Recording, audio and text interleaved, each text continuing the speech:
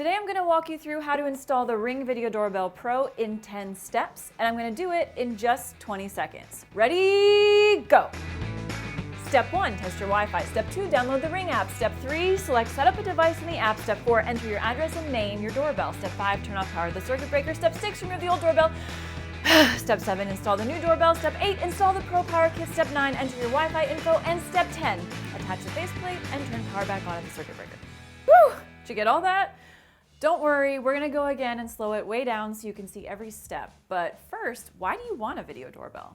A standard doorbell lets you know when someone's at the door, but camera-equipped models like this $249 Ring Video Doorbell Pro help you see who's there, even when you aren't home. Before we dive into this step-by-step, make sure to check with a professional electrician if you have any questions about your particular home setup.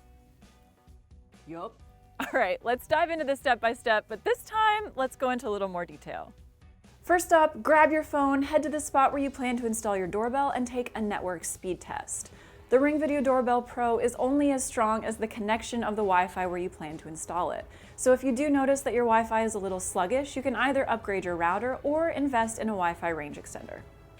Do a quick Google search of network speed test on your phone and click Run Speed Test. Ring suggests making sure your upload and download speeds are at least 2 megabits per second to get the best performance out of this doorbell. And it's way better to check your Wi-Fi connection before you remove your old doorbell and start drilling new holes. If you don't already have Ring products, download the Ring app and create an account. If you already have an account, you can pause this video while you log in. I'll still be right here. Click on Set up a device on the home screen and then select Doorbells from the list of Ring devices. After that, the app will prompt you to scan the QR code on the side of the doorbell. If you can't find the QR code on your doorbell, or if it isn't working for some reason, select Set up without scanning and follow the steps to continue the installation. The app will ask you for your address or to confirm it if you already have an account. Ring claims it needs this information for some of the features to work correctly. More on that later. Next, you need to name your doorbell. The Ring app pre-populates some common choices like front door or garage, but you can also make your own if you click on Custom at the bottom of the list. Now it's time for the actual doorbell installation, and the first step, as always, is to turn off power to your doorbell at the circuit breaker.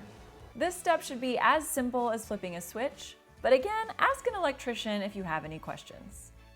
The next step is to remove your existing doorbell. So I've already detached the screws from the doorbell that connect it to this wall mount here, so that's really easy. Then you just want to pull out the doorbell and show the exposed wires. So loosen the screws, just grab a screwdriver, whatever you have, and the wires really just pop off. And it's really that simple. You have successfully removed your doorbell, and now you can move on to the next step.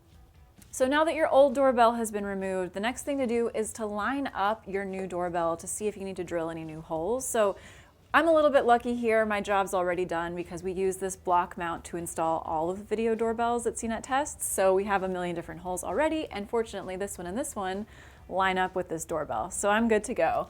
So after that, the next thing you want to do is pull out these wires and connect them to the screws in the back. It doesn't actually matter which wire you connect to which port, as long as you connect them both and that they're really secure on there and they won't fall off, you're good to go. So we got the first one on there, it's secure. We're gonna move on to the next one. Just put that there, make sure it's on, and use the screwdriver to tighten that one. And it's really that simple. Then you just wanna feed the wires back in so they're not sticking out. Then you'll line up the doorbell with those holes that you drilled, or the ones that were already there in my case. And then you just use the screwdriver. In this case, I have, again, the one that Ring gave me. It works really well for this. And tighten until it's on there securely. So I'm gonna be screwing for a while. This is a little, I'm gonna be doing this for such a long time. So this part does take a minute. It may take a little bit of elbow grease. It's a little bit hard at certain angles to get the, why does everything seem like an innuendo? Still doing it.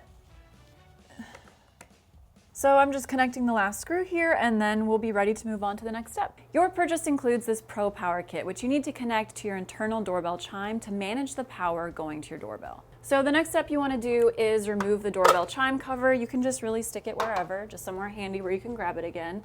Then you'll notice that there are 2 wires connected. If yours looks different or you have any questions, again, definitely consult a professional electrician or check the Ring manual. But I have these 2 standard wires, the front and the trans wire. So the next step is just to use the screwdriver that Ring includes, very handy, and unscrew the 2 ports. Definitely make sure that these wires are still secured in place because you will still need them. So you want to make sure that you're adding these new wires while keeping the original wires in place. So then grab one of these 2 wires from the Pro Power Kit, it doesn't actually matter which one it is, and connect it to the top port and screw it into place. Then you'll just do the exact same thing with the next one. It's actually really easy and you feel kind of accomplished because, hey, you've done electrical wiring. If this were a more, permanent installation, or we're going to keep this doorbell here forever, I would use this adhesive backing here and just connect it somewhere so it's not flopping around. And then the final step is just to put the chime cover back on and secure it in place, and you're done. Next, join Ring's Wi-Fi network and then enter your own Wi-Fi credentials.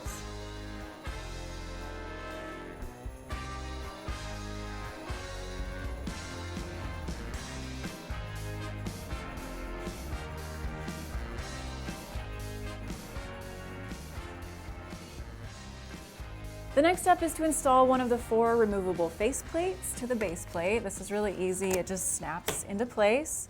They come in silver, off-white, bronze, and black. And then the very last step is to install this security screw. So this just goes underneath. It might be a little hard for you all to see, but this makes it a lot less likely for someone to steal it because they'd have to know that this was here and then unscrew it and then remove the doorbell. So just tighten that really well. This might take a second, but no worries. And then you're good. Lastly, make sure to turn the power back on at your circuit breaker. It's worth noting that Ring partners with about 700 police departments in the United States, and that gives customers the option to actually share their Ring footage with law enforcement in an effort to help solve crimes. And privacy advocates have spoken out about this, expressing their concerns, and if you're concerned as well, be sure to check the link in the description box below to learn more. I hope this showed you just how easy it is to install a smart doorbell, even one that requires a bit of electrical wiring.